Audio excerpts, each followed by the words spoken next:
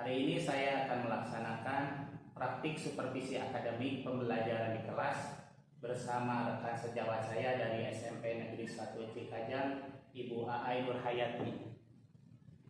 Baiklah, kita lanjutkan ke kegiatan supervisi.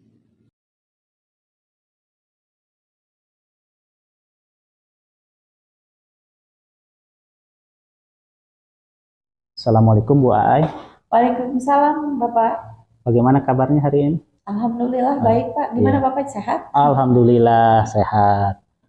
Bu Aai, berdasarkan kesepakatan kita 3 hari yang lalu, hari ini kita akan melaksanakan praktik supervisi pembelajaran di kelas. Sebenarnya Bu Aai itu mengajar kelas berapa Bu Aai? Saya mengajar kelas 8 dengan kelas 9 Pak. Mata pelajaran? Mata pelajaran IPS. Bu Aai mengajar di kelas 8 dan kelas 9 mata pelajaran IPS. Betul. Kalau untuk rencana supervisinya akan dilaksanakan di kelas berapa? Kelas 8 atau kelas 9? Kemungkinan Pak di kelas 8 ya. Karena kalau kelas 9 kan sudah mau ujiannya, jadi lebih cenderung ke kelas 8.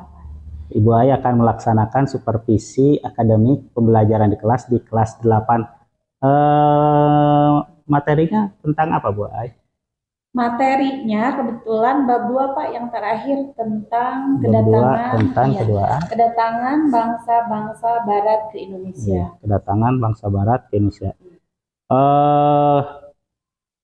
Tujuan pembelajaran dari materi kedatangan bangsa barat ke Indonesia itu apa, Bu?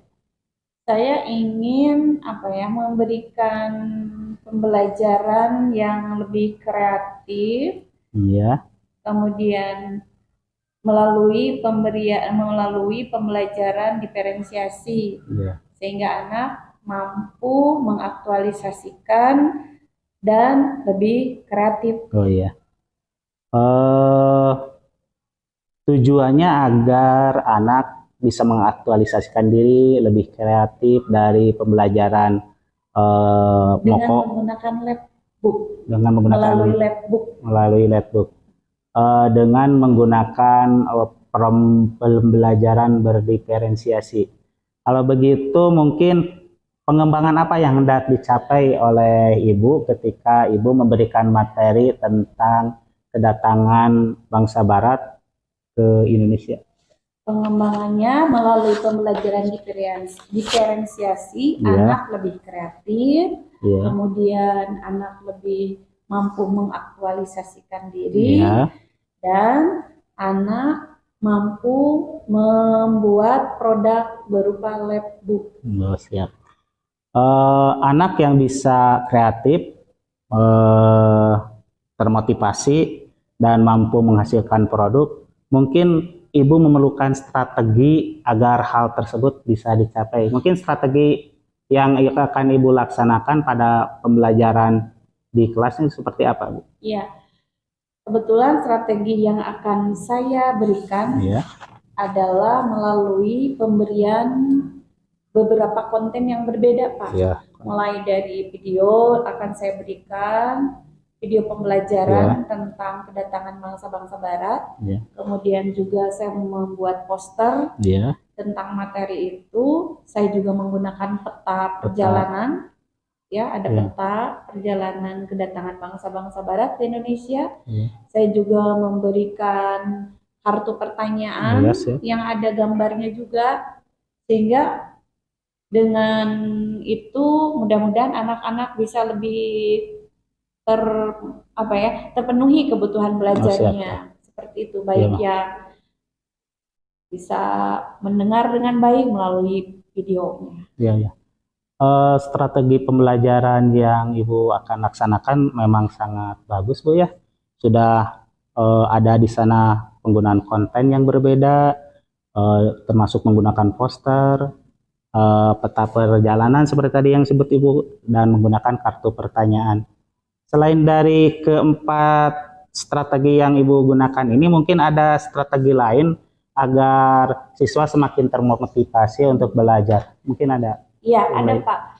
Strateginya selanjutnya saya akan membuat anak dalam kelompok-kelompok kecil gitu ya, supaya mereka lebih mampu bekerja sama dengan sesama temannya dan dapat dilakukan melalui kelompok untuk membuat produk. Jadi dalam prosesnya Pak, dalam prosesnya akan dilakukan diskusi. Jadi mereka akan diskusi supaya ada kerjasama di antara mereka sehingga dapat hasil, yaitu membuat produk. Oh iya.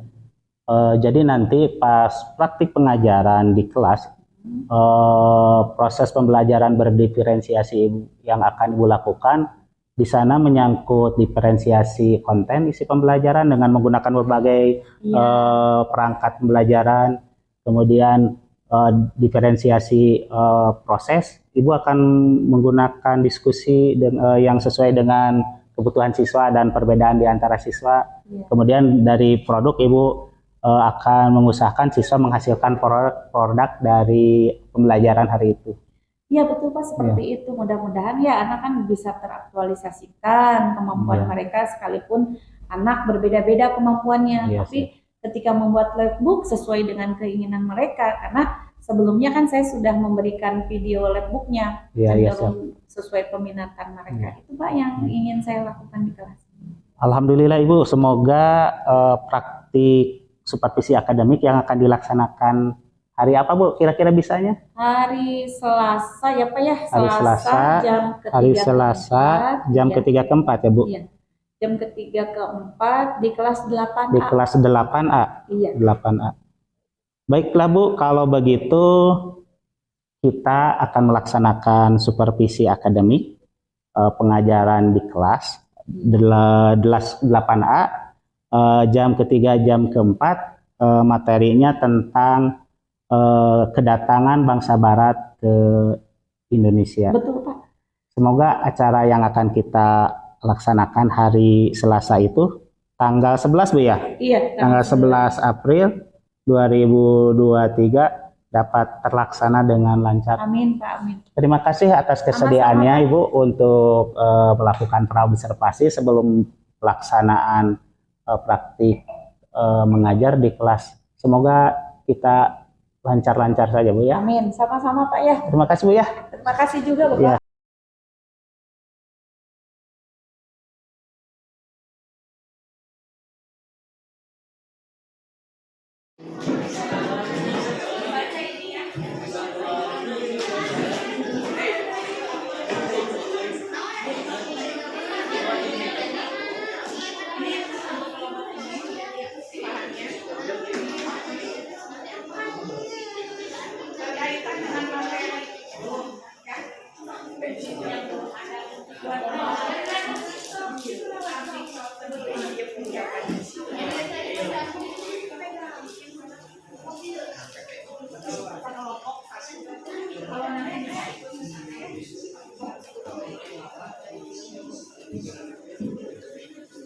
Ada yang ingin ditanyakan nggak tentang dari mulai kedatangan bangsa barat sampai dengan tumbuhnya semangat bangsa dari yang dipelajari?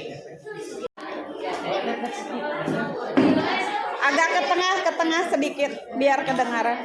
1453 2. Adanya penjelajahan samudra. 3. Perkembangan ilmu pengetahuan. 4. Perjanjian Tordesillas yang melahirkan semboyan gospel, world dan teori. Iya, tepuk tangan dong. Ya, jadi jelas ya. Ya. Terus di sini ada visualisasi saat Belanda, kapal Belanda datang. Tertera juga bahwa Belanda memiliki beberapa benteng di Indonesia. Ini salah satunya benteng Orange di Ternate. Ada sejarahnya juga dan fungsinya fungsi benteng Orange sebelum dipindahkan ke Jayakarta, Batavia.